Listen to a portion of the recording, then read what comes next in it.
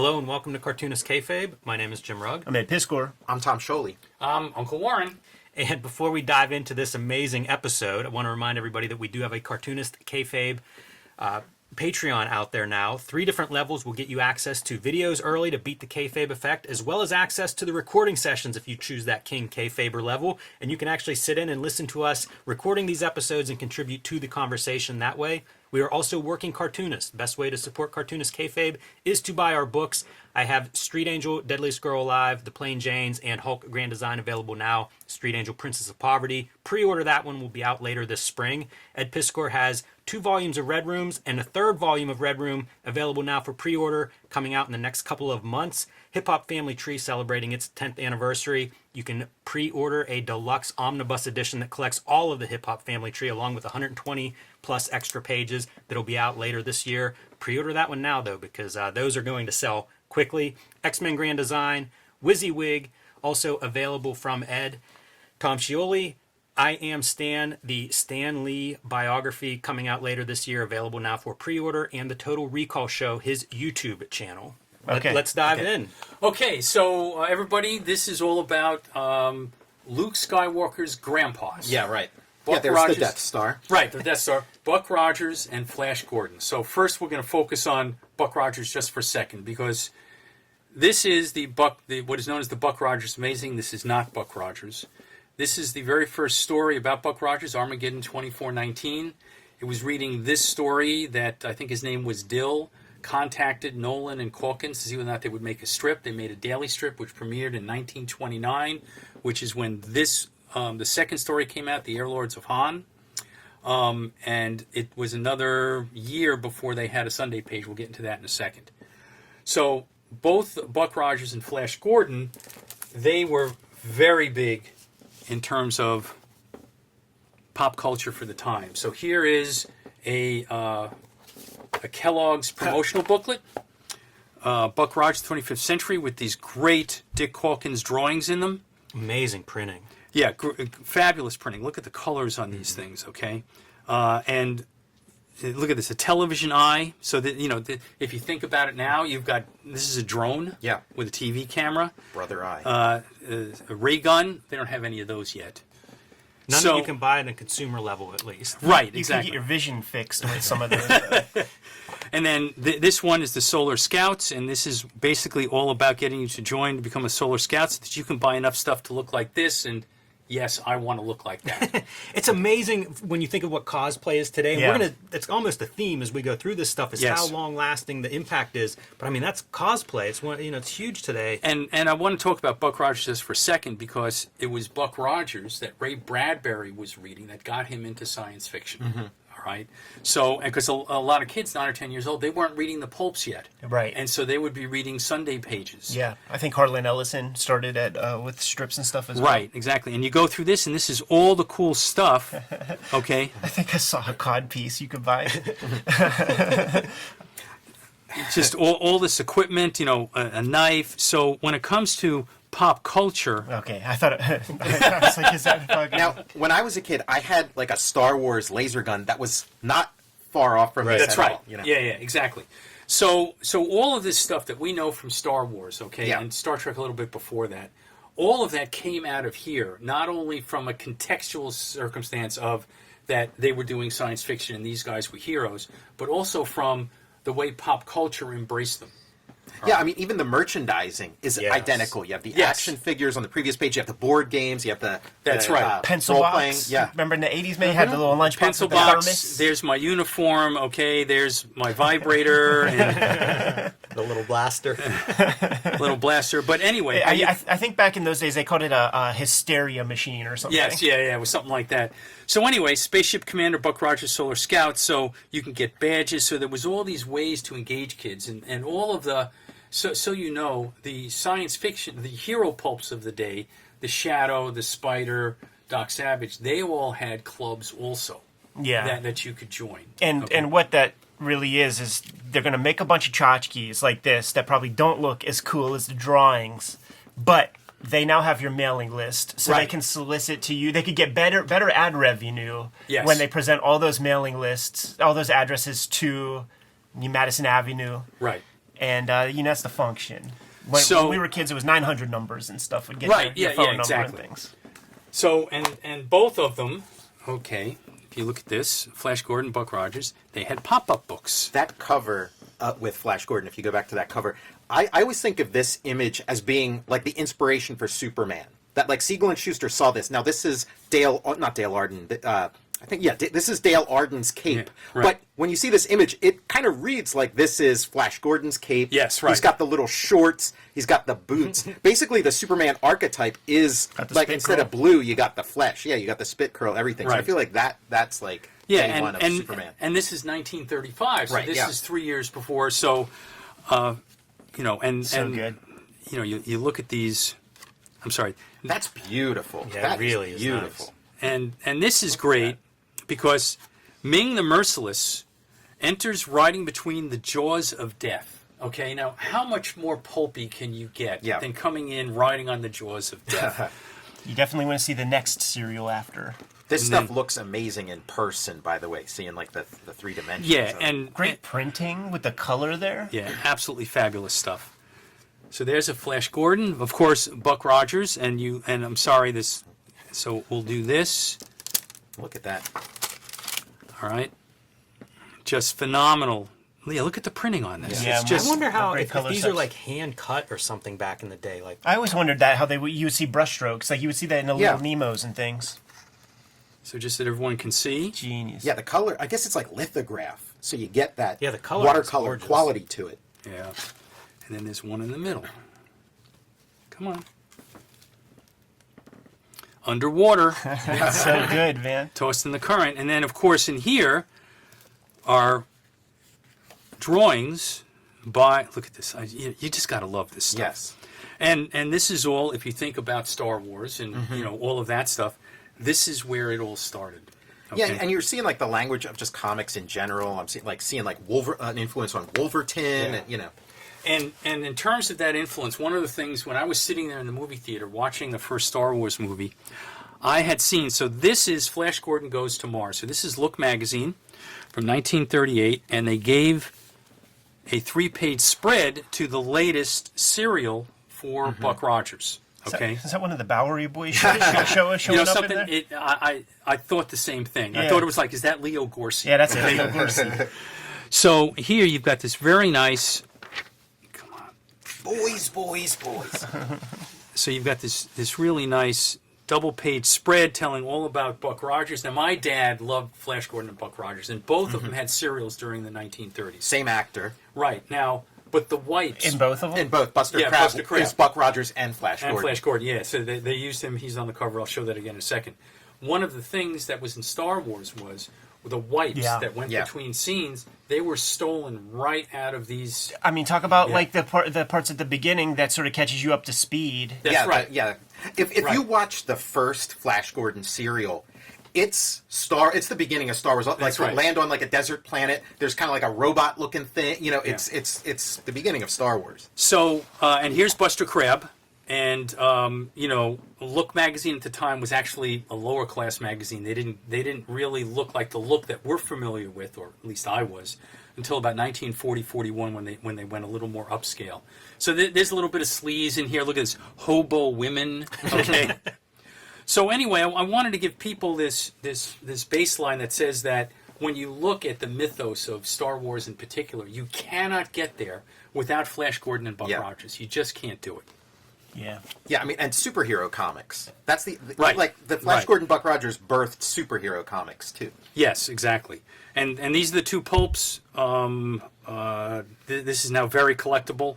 I like the word scientific fiction, which I associate with EC, but I guess they didn't invent that term. Well, no. scientific fiction. Well, here it is. This is 1929, and Yeah. this is the term they used back then for science fiction. Right, yeah, they that's had smart. not gone ahead and this was the first evolution, because Amazing Stories was the very first science fiction magazine. Period. Yeah. And that came out in 1926. This is 1928 and 1929. And there were a couple of others at this time, but not that. There were only like 2 or 3 more. But by the time 1930 rolled around, more publishers started getting into the science fiction realm. So there was a couple of years where it was just the domain of Amazing and the Gernsback stuff, but that's for another time. everybody, this is one of the most historic pieces of comics you will see because this is the very first Sunday page for Buck Rogers. Okay, the first Sunday, but not the first. Not the first one, page right? of For Buck. about the year before, starting in '29, there was a daily done by Dick Hawkins. This was done by Russell Keaton, and because we're in Pittsburgh, it's very appropriate that what happened. Basically, Buck Rogers falls asleep in a cave. He wakes up 500 years later. He runs into Wilma Deering, sister of Buddy Deering, and basically she tells the story about what happened in the world where the Mongols, the Red Mongols, came over from Asia with these giant machines and basically destroyed everything. And they're now trying to fight back. And it's very interesting because Ming the Merciless was also Asian. And this leads right into one of the great themes going through comics, Sunday pages, and the pulps, was the evil that was over in Asia, the overt racist evil that was over in Asia. So anyway, so this is the first one, and so these first year or two of Buck Rogers was actually the story of Wilma and Buddy Deering and how they were fighting back against the Mongol horde. And I want to show, part of this is to show people how the maturity of the drawing, and this is only a couple months later, you can see things have gotten a little tight. Here is 50 days later, we drifted down on Mars, and so here's this Martian surface. You can see, everyone thought there were canals on Mars, and of course we know that's not the case. Yeah, it feels much more science fiction already. Yes, Yeah. exactly.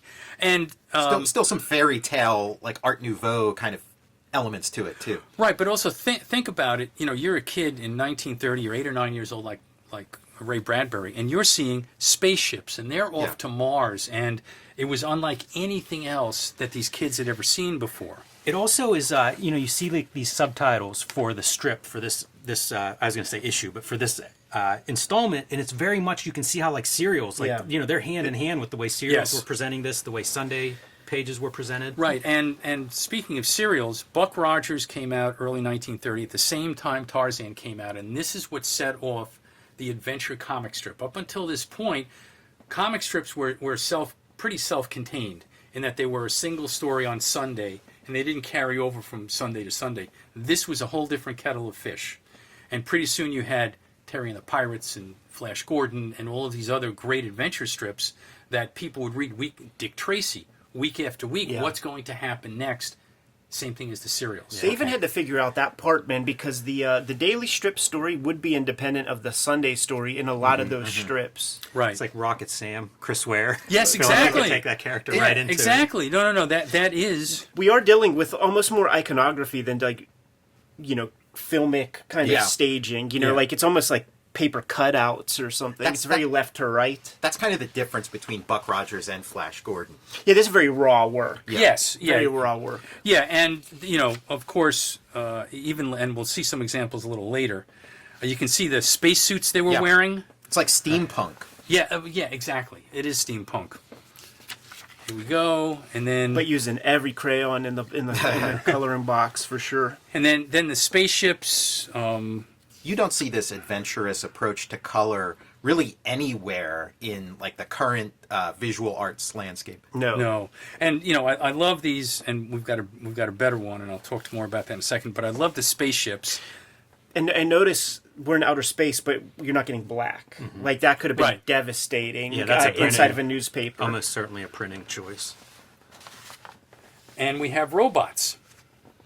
There is a robot that Buddy Deering controls by voice. Where have we heard this before? Okay.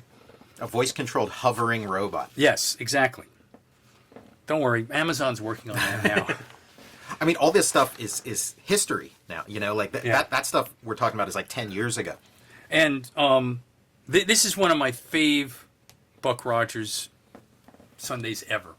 And I love it because of all of these spaceships. And I wanted to show everybody that this was not done in a voice. This is 1932. Well, in 1926, Frank R. Paul was doing this. And you just look at this one here, this spaceship here, and this one up here, and you understand where these people got this from. So they didn't.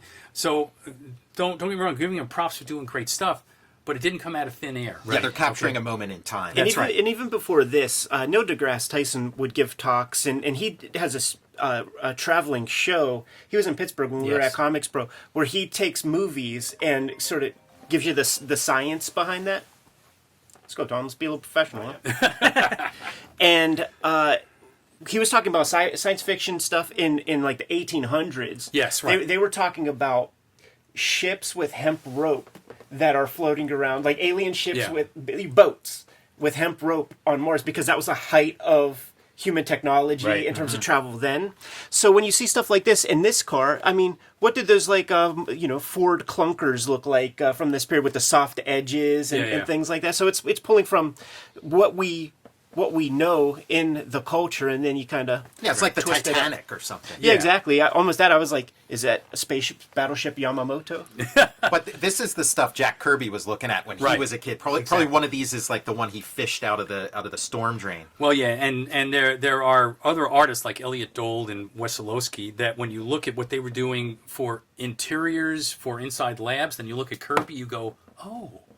Anyway, so as much as this stuff is great, I just love the look. Okay, and like I said, just imagine being a young little kid. This stuff I would have been blown away because there's no television. Radio was just starting at this point. Yeah. This stuff really makes me think of Jim Woodring. Oh, too. totally. Yes. Totally. Yeah. Yeah, because like all the filigree on these kind of things, straight out Yeah. of Frank comics. Yeah, so there's all of this stuff that's been brought forward through pop culture in different ways that started right here. And he retains that color, by the way. Yeah, Using all kinds of primaries and things. man, I really love this page. This is one of the most beautiful drawings, I feel like, as we're flipping through here. It just pops so neatly to me. It's so funny in terms of like the comics language as we know it, where you have the same kind of orange, almost the same shape. And like a little kid, that you're like, okay, it's a dragon that fucking turns into a spaceship because it's in the Right. same pose, same bulk. And here, in terms of stay tuned next week, here's a recap. Yeah. Okay, that happens at the beginning, so that if you come in the middle, it's like, oh, okay, I can start here, which of course you can't do in today's comic books, which really pisses me off. Oh, it's garbage. And of course here it's still not Buck Rogers. This is still Buddy Deering and Wilma, and here it is sincerely Buck Rogers. So they're giving Buck the role of the narrator. Okay. The interlocutor, if you will. You know what this is? This is the prequel. This is like the Star Wars prequel trilogy. Yes, Where it's right, like Luke Skywalker's not even born yet. Right. And these pages were just when they did a really great page, they were gorgeous. I'm sorry. Absolutely. So A lot of good like room to breathe on the yes. page. Well, and these are the broadsheets, and by the way, you can see this is the normal size broadsheet, but this one here, there's like an additional inch there, and then there's an additional half inch there, and there were fewer papers that did this really large page. Okay, and I was very lucky to get these. So there is Buck Rogers. Now the other grandpa, Flash Gordon. He started in January of 1934. So Alex Raymond, King Features, like you said, they wanted something to compete with Buck Rogers. So here's Alex Raymond, and I brought enough pages. So this is very early. So this is like a couple of months after he started. Again, doesn't this look like Buck Rogers? Okay, or Frank R. Paul? Pick one of the two. Again, Your racism. right. All the racism, because there's Ming the Merciless. Gee, what race is he? With 100% yellow plates for the skin tone. Exactly. And the precedent is Sax Rohmer's Fu Manchu. Right, exactly. And then up here, the topper, Jungle Jim, no less racist. Okay. I was going to say they're covering all their racist bases. Oh yeah, no, this is some bad stuff. Jim's rapping now. This first year of Flash Gordon, this is all the good stuff. Like the art gets better as it goes on, Yeah. but this is when the story is like most alive. This is This is the stuff that gets brought into comic books, into Right. superhero comics, and It becomes more about like the art fetishization. so the stories just aren't as interesting, and there were censorship issues also that, Right. that made things change. And then he started doing these kinds of cities. And Yeah. by the way, this is stolen. I should have brought it from Franklin Booth, the illustrator. Okay, He takes a lot. Like this is 34. So Tarzan is that 31? Tarzan started like 31. Yeah. So And- and Hal Foster was doing that at the Yeah, time. and Raymond would take a lot from Foster. You could. Yeah. I gotta have this Foster biography, and it shows panel for panel like what Foster does and what Raymond does, and it I like Raymond. Pale imitation. He can't capture the depth in perspective that Foster can do. And here you can see the first shifts. This is 35, and he Great figure work. Yeah. Like, you could tell this is the shit that Al Williamson is fucking jerking off all over the place looking at. but not on this page. no. This is why I think like figure drawing becomes the central point of superhero comics. Right. Because everybody was growing out of this stuff. Right, and this is 1935, so we're still 3 years away from Superman Yeah. starting. Okay, and so much more brushwork going on here. Much better. Everything is much tighter. Better expressions on the faces. Then by 1939, Yeah. he looks like this. Yeah, this is where the art just goes to a whole So other rich. level. Yeah. And he continued this until he stopped, I think, like 44, 45, and Mac Rayboy, who did Captain Marvel Jr., took over. And he was a bad motherfucker. Man, look Yeah. at the Jungle Jim panels too. Like, Yeah, it's this just color's a nice great. compliment. Like, look at the figure in shadow. That's impressive. You know, like, that's the typical Caucasian kind of flesh, and he's clearly in shadow. We Well- got that Princess Leia haircut. Yeah, sure. The sequel takes place on a snow planet with these weird You know, running I'm, things. I'm sorry. What were the earliest Flash Gordons? Did they have dialogue bubbles and stuff? Because now we're Yeah, in that's- full Hal Foster. Yes, mode. no. Yeah, they Yeah, there's yeah, they did. dialogue, There's yeah, talk. little line. Yeah. Yeah, it becomes less comic-y as Right, it goes and more on. Hal Foster. Yeah. more Prince Valiant-y. Yeah. Okay. And this, don't get me wrong, this stuff was also great. But- Beautiful to yeah. look at.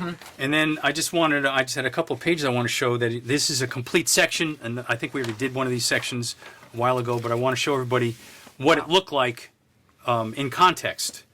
And here is, your typical Frank R. Paul, Buck Rogers spaceship that he hadn't taken it anything past what you had seen. And all this stuff is just beautifully drawn. And Yeah, of it's course, a stunning page. and because it's you only have 6 panels now, of course the story starts to slow up. Yeah. You can't do as much in those panels. Look at this figure. Something for Dad on Sunday morning to. Oh he's yeah, reading yeah, with yeah. Junior. Absolutely. So And go ahead. just in context, you put this stuff together. You put the sort of Phantom costume plus all this kind of stuff, and you get the superhero. You got Right. these like sort of agents of Hydra or like AIM guys. Yeah. so And that little Annie thing. What was What, so? That's what like a little hack Annie? thing. Yeah, little Annie Rooney, she's Yeah. called. yeah, little Annie And look Rooney, at the right. dog, with Yeah, the sure. eyes. Shameless. And then one more. Alex Raymond did some stuff, sent it over to the Syndicate. Syndicate said not quite good enough. He came back again, and then they accepted it in January of 34. It all started. You know what's fun about this lettering is that's exact like drafting lettering, straight up and down. Yeah, sure. Almost, it's very mechanical. They're square. Which Exactly. is something I can remember learning that in high school. Exactly. Yeah, But- you have to do that. But when he was doing these great pages, okay, not every page is as nice as this one, with these city scenes Yeah. and stuff like that. They were phenomenal. There was nothing else like it out there. When you look at the originals, also same goes for the Hal Fosters. Each of those panels is done on an independent piece of paper, and they're pasted up. No, they're not. In fact, because I just saw some Alex. I just saw some of these originals at the Library of Congress. Yeah. No, it's Yeah, maybe later. Certainly the Hal Foster stuff. It's all pasted up because first off, a piece like this, like how the fuck are you going to get way up there? But it's about typing paper size. Right, and Foster, on at least the Prince Valiant originals that I've seen, they were all one big sheet, and he drew on the one big sheet. So there were some that were cut up, and some they did that with, but a lot of them were done. I've got my sheet of paper, I'm going to draw, okay, and they're rocking and rolling. So there it is. Luke Skywalker's grandpa's, Buck Rogers, Flash Gordon. You cannot get to Luke without these. Yeah, sure. Amazing. Okay. And Lucas will admit it. Yeah, right, exactly. I think he wanted the Flash Gordon license. They want to hook him up, so he invented his own, which Yeah. is a good lesson. You don't get to Superman either. Like Yes, right, exactly. Krypton is Planet Mongo. Right. And, Yeah. So it's basically the two dominant things in popular culture right now: Star Wars and superheroes, all sort of start here. Well, they start here and they start in the pulps. Yeah. Okay, because like Fortress of Solitude, was the October 38 issue of Doc Savage. Okay, so if you don't know about the comic strips and the pulps, you cannot know how we got to where we are today. And Superman's an inversion of this formula. Yes, It's exactly. like, how about instead of a guy from Earth who goes to a weird planet, how about Right. a guy from a weird planet who comes to Earth? Exactly. And there it Super is. cool. Warren, thank you so much for bringing this stuff on by. Always a pleasure to shoot with you. We'll kick it again in the summer. Absolutely. Kayfabers, like, follow, subscribe to the YouTube channel. Hit the bell. We'll notify you when new vids are available. And we do have a Patreon. Those patrons are watching us record this video live, and they get all the videos ahead of time, depending on that level of support. But the vids are brought to you by the books that we make. And big year 2023 for Cartoonist Kayfabe. I'm going to have an omnibus collection of all the Hip Hop Family Tree material, which includes about 125 extra pages that aren't in the existing 4 volumes. Going to come out for this holiday season, but you could pre-order right now. Red Room is starting up again. Crypto Killers 1 and 2 can be ordered by your shop. Go to your local comic store, get that. 2 trade paperbacks of that out there. 3 X-Men Grand Designed volumes are out there, and you might find an occasional WYSIWYG. Jimmy, what do you have? Street Angel Princess of Poverty is my next book from Image Comics, out later this spring. You can pre-order that right now wherever you buy your books. You can also pick up Hulk Grand Design, Street Angel Deadliest Girl Alive, and The Plain Janes are my latest books that are available in print. You can join me on patreon.com/JimRugg to see more of my art, comics in progress, and download out-of-print zines and mini-comics. You can pre-order I Am Stan, a graphic biography of the legendary Stan Lee. You can also pre-order the softcover edition of Jack Kirby, The Epic Life of the King of Comics. And check out my YouTube channel, Total Recall Show, where I animated Alan Moore's Twilight of the Superheroes pitch. And check out my Patreon. Go to patreon.com, search Tom Scioli. And Warren, when you come back, man, you're going to have some plugs. Absolutely. All right, Jimmy, what else do we have? Subscribe to the Cartoonist Kayfabe newsletter at the links below this video. You can also find Cartoonist Kayfabe t-shirts, merchandise, hats, mugs, stickers, and lots more at our spread shop. That link is also under this video. Given those marching orders, Jimmy, we'll be on our way. Read more comics.